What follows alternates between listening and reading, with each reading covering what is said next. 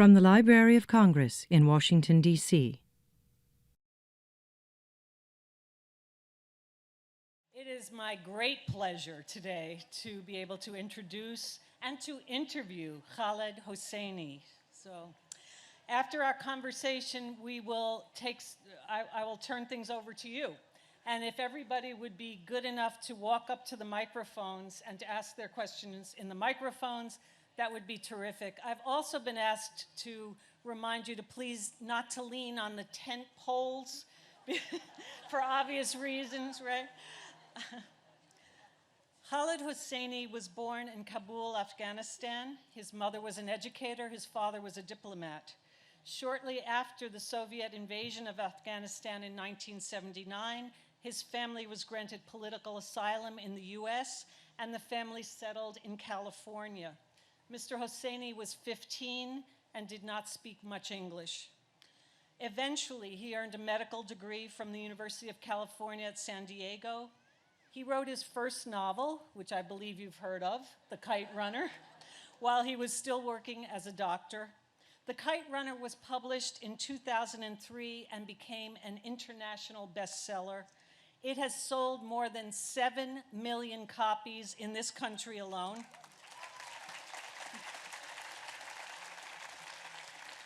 His second novel, Thousand Splendid Suns, was published in 2007 and debuted at #1 on the New York Times bestseller list.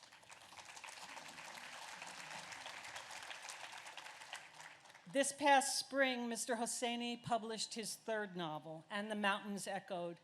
It's a philosophical and emotional tour de force which explores one of his signature themes.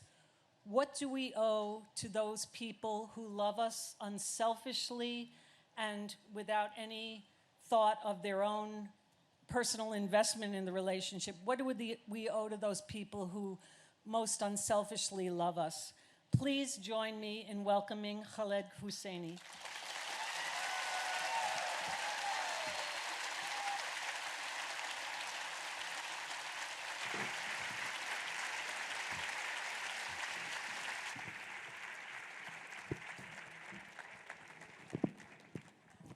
Thank you very much. This is it's amazing. It's so nice to meet you. Yeah, this is unbelievable. Thank you, all of you, for being here. I'm kind of overwhelmed. We have a request, which you can freely turn down, that I ask you questions and you stand at the podium. Oh. I don't know if... No? Moved? Oh, Oh, they want the podium to be gone. You want us to move the podium? I don't know. You're the manager. Oh, man.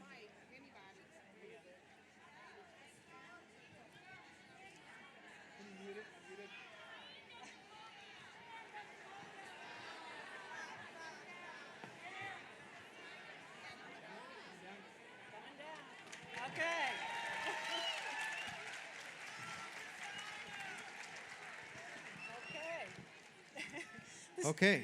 This is a lively crowd. It is. I'm a little nervous now. The first question I want to ask you is about something I've heard you speak about already with And the Mountains Echoed, and that is you've talked about that your book started with an image and that the image wouldn't leave you alone. And I wonder, for the benefit of people who have not yet had the pleasure of reading the novel, if you would talk about that image. Yes. Although I think this image will not leave me alone. This is pretty incredible. It's actually my second time at the National Book Festival, and it's just a thrill to be back. And I really want to make sure I thank all of you for coming to listen to me. I'm really moved. Thank you so much.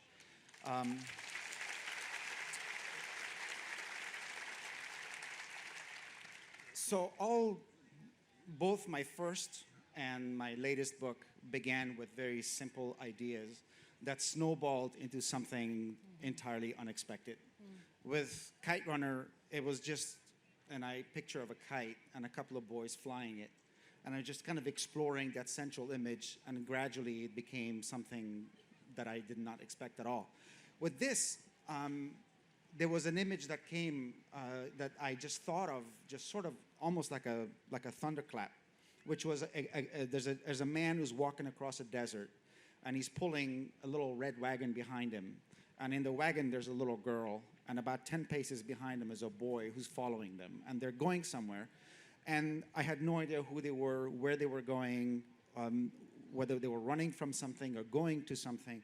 But there was something about that image that, to me, that really spoke to me. And I felt that there was something complicated going on there that was really worth investigating. And so I began just kind of riffing on that image, and it became really kind of like the central image of the book, and the sort of the trunk of the tree that is kind of this book with all these peripheral characters and so on. But that was kind of what got it started. It sounds like such a gift as a writer to receive an image. Almost, you know, we hear these stories about Coleridge having a dream, and all of a sudden Kubla Khan comes to him. Is it that easy? I mean, how long do you struggle with trying to fill in those blanks? I've had lots of images, and many of them turn out to be absolutely useless. So I never really know which one of them is going to work, except that occasionally something will happen, and I feel compelled to kind of look into it. I feel compelled to follow it through. And with this, I was just convinced that there was something there, that there was something between the father, there was a secret that the children were not privy to, and that they were going to discover soon enough. And so there was already some kind of complicated dynamic going on. But if something like that happens and it just draws you to the keyboard to sit down and start working, then that's special. Yeah. One of the gifts that you have, one of the many gifts that you have as a writer, is that you're able to render the unthinkable human cost of war on a human scale, and you tend to do it with pairs. I mean, I think of the Kite Runner, the two boys, and I've heard you say that it's a father-son story, essentially. And A Thousand Splendid Suns, two women. And here we have a brother-sister pair at the center of the story. But something you're doing different in this novel is giving us many different narrators. Would you talk about that decision to fragment the story that way? Yeah, so initially when I began the book, I more or less thought that my novel was going to be about the two children that I just described.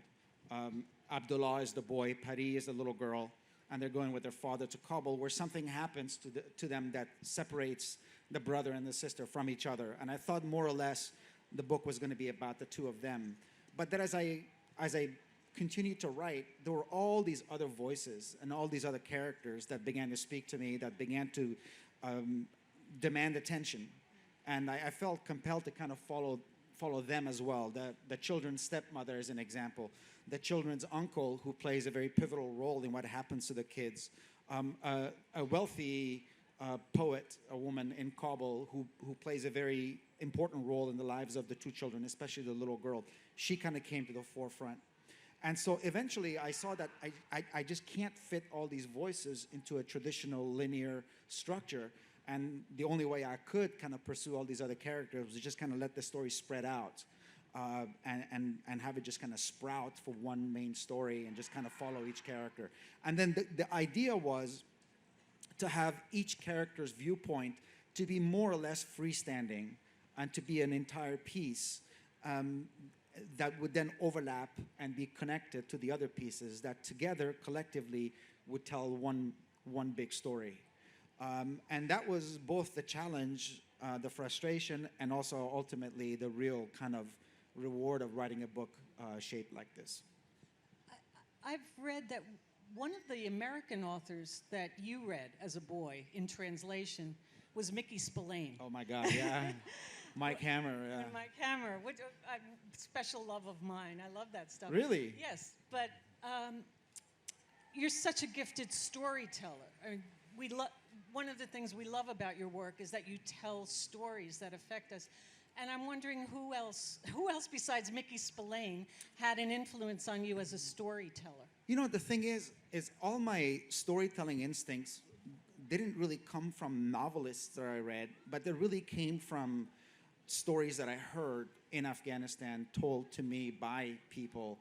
You know, I think of myself as kind of, I don't think of myself very often, but when I'm asked, I have to kind of structure it like by saying that my writing is kind of a hybrid, in that it's got one foot firmly planted in this kind of very traditional oral storytelling tradition, which I grew up with. You know, in Afghanistan, I was exposed to just these amazing storytellers, my grandmother, several members of my family, friends, who were able to tell these beautiful stories that were passed on from generation to generation, and eventually to me.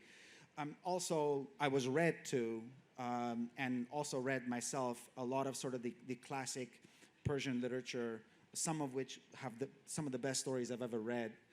The Book of Kings being sort of a central example of that. But then I have this other foot in sort of the Western approach to writing prose, which I picked up in France and then here in the United States. And in Afghanistan, there's not that much of a tradition of that. Not to say there aren't novelists in Afghanistan, but the primary way people express themselves is either through oral storytelling or through poetry. So my writing is kind of a hybrid, and it's inspired by this sort of these old traditions, but also there's a, you know, the Kite Runner is sort of the classic coming of age story. It's like a very American kind of novel, you know, in a way. So that's kind of the way it's become natural for me to write. Well, you mentioned poetry, and even before I began reading this latest novel, I was struck by the verse that you use as an epigraph to it. So I'd like to ask you to read Sure. it and explain the significance. Well, the verse was a suggestion by my editor, Sarah McGrath, who's actually not here, but who's an amazing editor. And she suggested that we use this verse. And it's a one that I was familiar with, and I thought fit the book quite well. But it's a verse by Rumi, who's maybe the world's most successful and well-known poet, who wrote, out beyond ideas of wrongdoing and right doing, there's a field. I'll meet you there. I think it's so simple and beautiful. And the reason why I think this epigraph is so relevant to the book is, in a way, this book is kind of a movement away from the kind of very clear-cut, black and white archetypal notions of good and bad, which were fairly prevalent in my earlier books, especially the first one. And those who've read The Kite Runner, you know, the bad guy, Asif, there's not a whole lot of different ways of viewing him, and the same thing for the boy Hassan. I mean, he is so pure and good, and that's part of the draw of the book. But I think in this book, each character is potentially a subject of debate, because although they may be operating from a place of, at least in their own mind, of goodness and decency, a number of them make choices that make us cringe, that make us just kind of, in some case, revolt us even.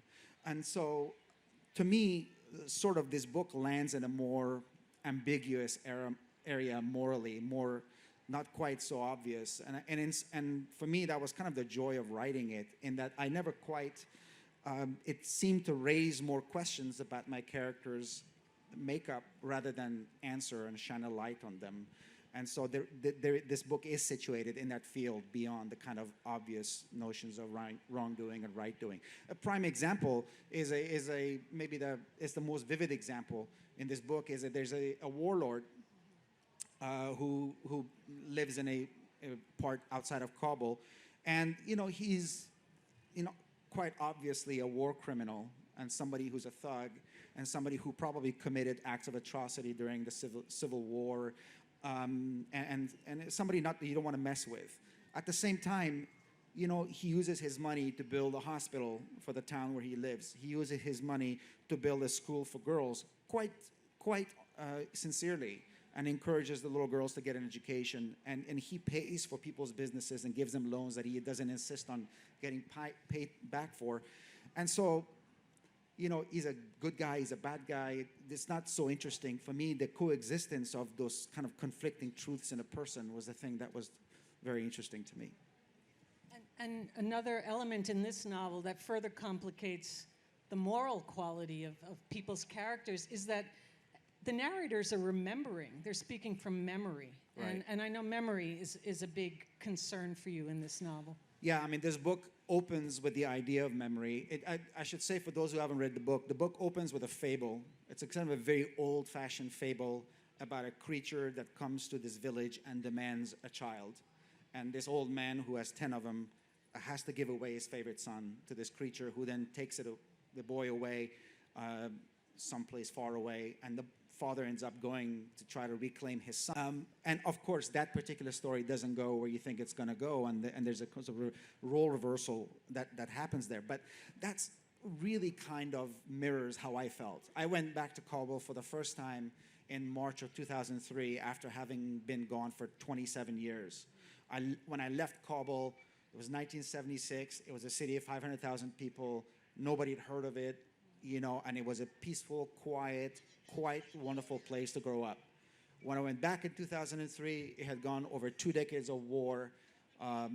Millions of people had become uprooted. 1 million people had died. The signs of war were everywhere. The cities, many neighborhoods were completely razed to the ground. So it was a remarkably different place. And when I went, I felt very self-conscious. I felt like an outsider. I felt like every local that I met on the street knew exactly that I was raised in the West and that I didn't really belong here. So I was very careful not to pretend that I'm part of this tradition. And I, you know, in the Kite Runner, that also happens. And the guy says, I feel like a tourist in my own country. That's what Amir says. And that's kind of more or less how I felt. And so that short story, that experience that he has about being home and at the same time not feeling like he's home, that's very much mirrors my experience. And it does every time I go there. And tell us about your humanitarian aid organization. Well, I started working with the United Nations Refugee Agency back in 2006. I should say that I came to the U.S. as a political refugee. I mean, my father applied for asylum in 1980 when the Soviets came to Afghanistan, because virtually everybody that we knew who went back to Afghanistan after the communist coup was either imprisoned, killed, tortured, or they had to flee and across the border into neighboring countries. So my father applied for asylum, and we came to the States.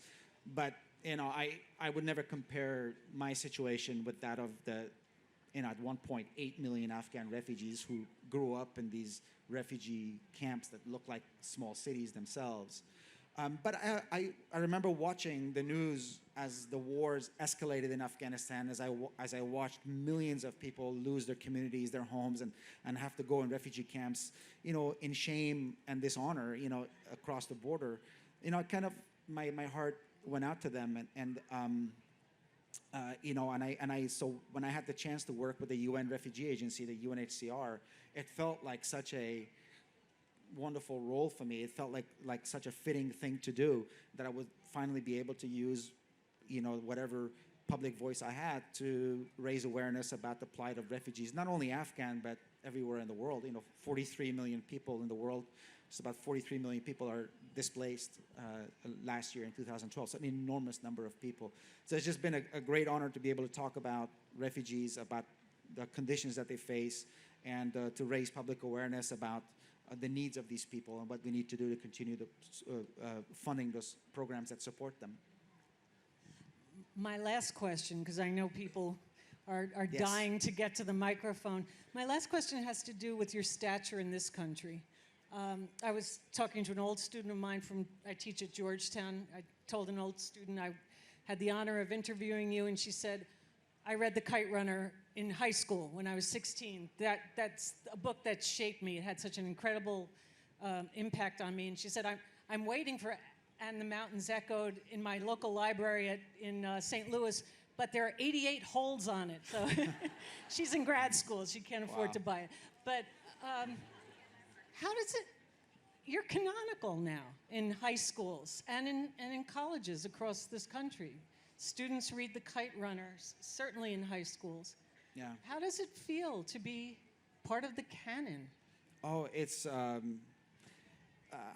how can I even articulate how utterly unexpected and amazing and marvelous it is. I had zero expectations that anybody would even read the book when I was writing it, because I never even meant to publish it. After it was published, I felt fairly confident that those people that were interested in Afghanistan, I guess, and maybe some of my cousins and so on would read it. I never expected, this kind of scene, and certainly never expected that students across the country would be reading it. I get tons of letters from high school students, stacks of them like this, and they really connect with that book. They find it easy to read. They love this boy who's at the center of the book, who's so morally troubled and weak in ways that we see in ourselves. And also, often they'll say to me that, before I read your book, I just thought Afghanistan was sort of another one of these kind of backwater places where, people are bearded and beat their wives, and that's kind of it, in so many words, that's kind of what they tell me. And yet, that they feel a sense of personal connection to the country, to its people, and have a better appreciation of the place as a result of it. I mean, you cannot ask for a greater gift if you're a writer, to have that kind of impact on a young mind. That's a great, great compliment to me. And I cannot claim credit and say, well, that's what I set out to do, because I wanted to educate young people. That would be really, really wrong, because it's simply not true. But books have a function and roles beyond what the author really intended. And the fact that my book has opened sort of a window into Afghanistan, especially for young people, is a very happy surprise for me, and one that I see it maybe as sort of, I hate to use the word legacy, but that might be the ultimate legacy of my writing. Well, I want to thank you. I think we all want to thank you for your books. Thank you. Thank you.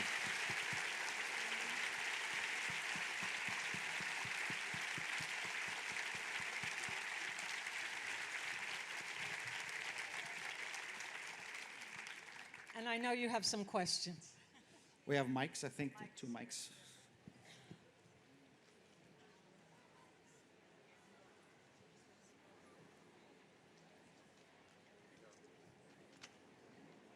In my 10th grade English class, we read and analyzed the Kite Runner, specifically the symbols in the work. For example, the pomegranate tree and the repetition of the cycle of guilt and redemption. Were these elements something that you purposely planned or later added into the book, or did they just happen to come when you wrote it? That's a great question, and I was kind of steeling myself against a specific example, because often I feel kind of pressured to saying, well, yeah, I meant that. The truth is, we all see different things in a piece of writing, and we all bring our own experience into it. So a book never means the same thing to 2 different people. I am not the kind that to plant symbols and wait for people to find them. There are writers who do that wonderfully. I'm just don't have that skill. And so whatever things that happen, whatever parallels they are, believe it or not, often happen as a result of happy accidents. And I will notice it, and I say, oh, of course, this makes sense. I see how this would fit into the book. But I rarely have gone out and planted symbols or metaphors for things purposefully. Oftentimes it just happens kind of organically, and then it often ends up being far better than if I had planned one. The only time where I did that was with the famous sort of rape scene in Kite Runner, where this boy who's done his master a great service and served him loyally and found this kite for him, is being brutalized by a gang of thugs, and the other boy is watching it, and having benefited from the other boy's service, doesn't intervene and doesn't do anything. And for me, that's kind of the way, rightly or wrongly, where a lot of Afghans felt about how the West treated their country after they defeated the Soviet Union.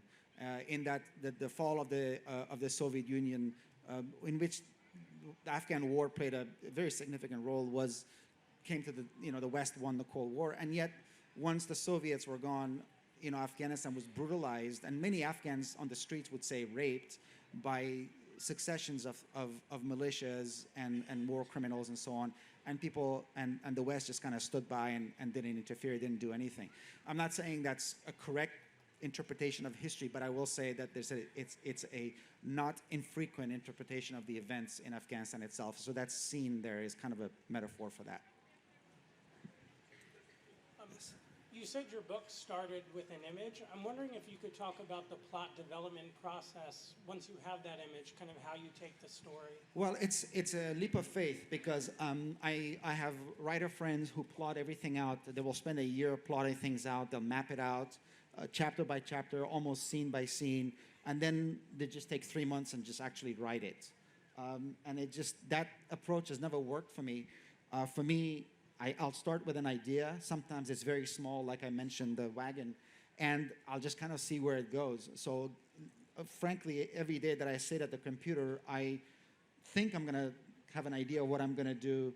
By 2 o'clock that afternoon, I'm doing something really different.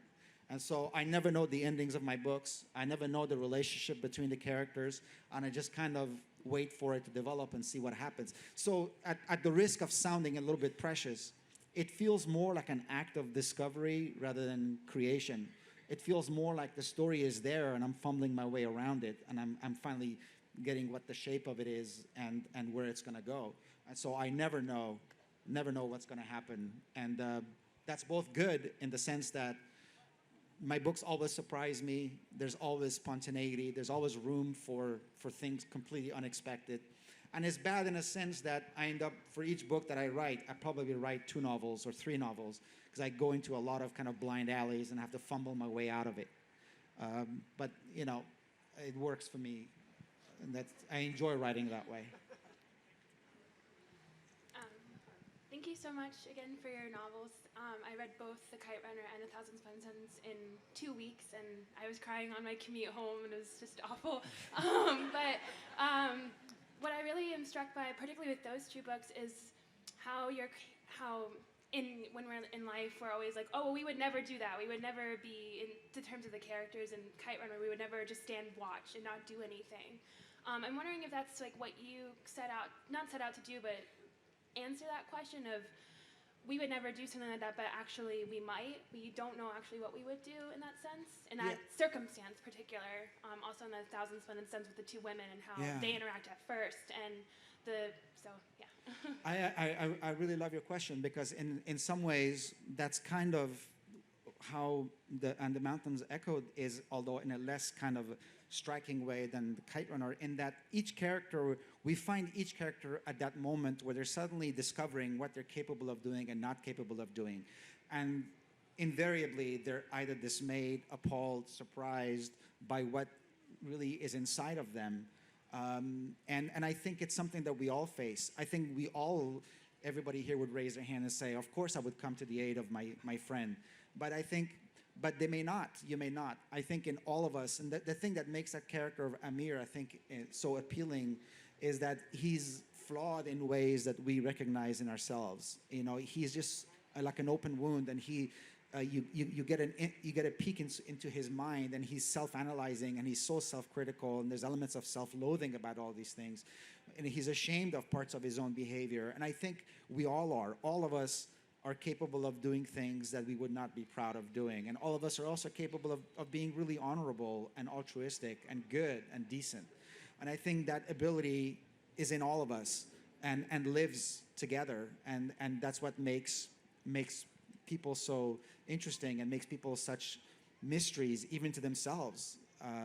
You know, and that's the whole, to me, the whole joy of writing these characters is just kind of getting into that mystery, getting into that field that Rumi is talking about. Hi, good afternoon, thank you. My question is about this image, and how long will that image sit with you? How long do you let it roll around in your head realistically? And secondly, are you faithful, or do you have maybe 2 or 3 things going on your desktop at the same time where you have a main piece, this is what you want to turn in, but then you have other things to escape, keep things fresh. Do you ever use that as a process? No, I can't. If I'm working on something, I'm working on that thing and really nothing else. Although I'll read several books at once, but I only write one thing at a time. So it just doesn't seem to help me at all. It distracts me, and I fall out of rhythm and so on. As far as the idea for the image, I mean, it's there with me as I'm writing it, and sometimes I'll go back to it. But once I've fleshed it out, then just kind of move on. It's kind of like that first push that you need, that first domino, and then you're in that world, and hopefully at some point you're really up and running on your own, and the book is just gaining steam, and you've hit those watershed points in the manuscript, and so it's really just to kind of get things started. Thank you. Whether purposeful or not, in all of your books you have a complex array of themes and ideas, and every time I reread it, I seem to find more and more.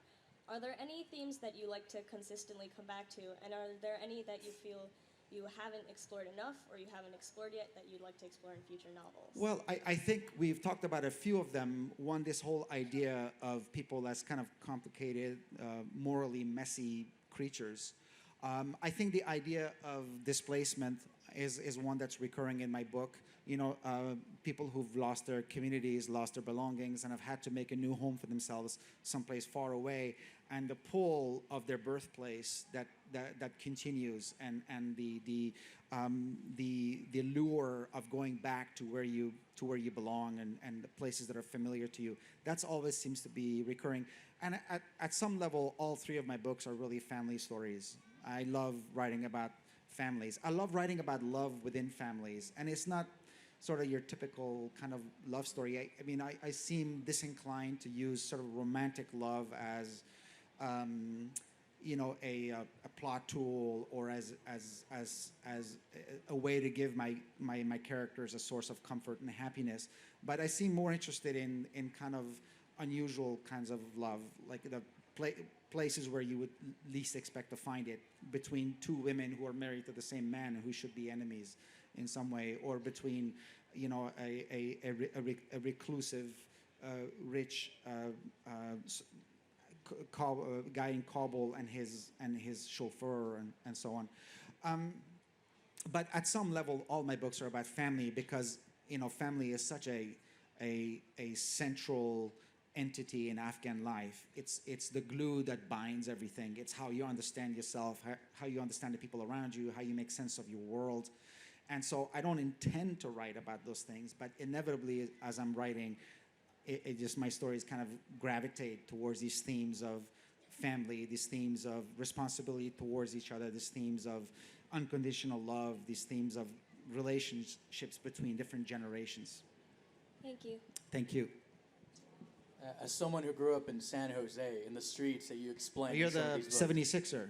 I went to your high school, that's right. I want to ask a question that everyone in here wants to know. When do we expect the next novel? Very, very nice. Thank you. Hopefully it will be not, what's 6 years or something? Hopefully not that long. I didn't spend 6 years writing this book. I should be clear. I spent about 2.5 years, but I was doing different things. So hopefully it won't take that long. I'm flinging stuff at the wall and see what sticks. Thank you. Thank you. Yes, ma'am. Yes, well, I read your first two books and loved them, and why I read them, of course, it was such a relief that the Taliban had been, thrown out of power, was no longer in power. Now they're regaining some territory, and of course the U.S. and other powers are negotiating with them. But how do you feel about that? Well, I have very, very mixed feelings about it. If you look at polls in Afghanistan nationally, there's great support for a peace process, because you have to understand, those people are really sick and tired of bombs and gunfights, and they've lived through it now for 34 years. It's an awfully long time. At the same time, if you look at polls in Afghanistan, there's very little appetite for the return of the Taliban. Nationally, support for the Taliban has always hovered around 10%. And if you even look at the Taliban heartland, in the south, the east, the border regions, it's like around 30% or so. You would expect it to be a lot higher. Part of it is because there's an entire generation of young Afghans now that don't identify with the wars of the past, with the divisions of the past, or with the extremism that the Taliban perpetrated in the country in the 1990s. There's an entire generation of young Afghans who are now connected with the outside world through the internet, through technology, and who are interested in new ideas, who are interested in building civil society, who are interested in bringing in technology and more open education and more open political process and so on. And so I have very mixed feelings about it. I do see the necessity of at some point sitting down with your enemy at a table and forging a peace. At the same time, I hope that table discussion, that the folks sitting on our side of the table make it quite clear that the country has moved on, that this is not 1996 anymore, that there are some certain gains that have been made painstakingly through blood and a lot of suffering that have been gained, and that those gains cannot be bargained away. The prime example of that is women's rights. Not to say that Afghanistan is sort of the, not to say that Afghanistan is a poster child for women's rights. It's not, but certainly, there have been significant gains for women in pockets in urban regions like Kabul that must be protected for the sake not only of the women themselves, but for the sake of the country's future. So I have mixed feelings. I hope whatever that peace happens, that it reflects the wills, the aspirations of the very young country, and is inclusive, and legitimate members of Afghan societies' voices are heard and represented. But we'll see. Thank you. I've read all 3 books, and they opened to me a world that I had never explored or even thought about exploring, so thank you for that. Thank you. I wanted to know whether or not you have given up your medical career and plan to write for the future, and the other question I had was whether or not you thought about writing just about the Afghan community here in the United States. Well, I kind of did write about the Afghan community here in the Kite Runner. The entire section of it was sort of the Afghan-American experience and the people living in exile. Something maybe more lengthy, as you're referring, that's possible, but I can't say for sure. On the medicine part, yeah, it looks like it's always getting smaller in the back view mirror, I think. It's been not this December, but next December will be 10 years since I stepped away. Frankly, I did it fairly happily because I'd always loved writing, and it was always my lifelong passion. And to be able to do it full time on my own terms and my own time is just an enormous, enormous gift. Not that I didn't like medicine. It just I went into it for completely different reasons, and I never felt fully in my element in medicine. I like my patients, I like my colleagues, but it felt like work to me. I stepped away in 2004, and I remember I had a conversation with my mother, and my mother was dismayed. She was very, very nervous that that her firstborn, who's a physician, is gonna, give up his medical career. And so she was, in very subtle ways, she was trying to get me to reconsider. And I told her, I'll write books, it'll be okay, people do like my books. And this was I was writing the second book, the first one was already out. And she kind of looked at me and nodded. She goes, yeah, but, they don't have your book at Costco, so.